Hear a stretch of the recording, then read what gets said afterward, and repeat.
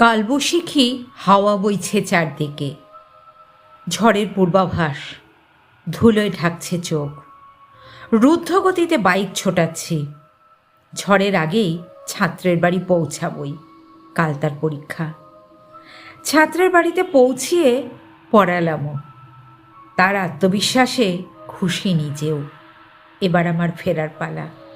বাইরে আসি, অকস্মাৎ দেখি ওদের কার্নিশ বেয়ে নেমে এলো এক বৃদ্ধ, যেন হালকা পালক। অত জোরে বাইক চালায়, তোমার বডিটা এখনো রাস্তায়। আটকে উঠি। তবে কি আমি? হ্যাঁ, অশরীরী। কিন্তু ভূত বলে আদৌ কি কিছু আছে? বৃদ্ধ হেসে ওঠে, কোথায় মিলিয়ে গেল, সাথে আমিও।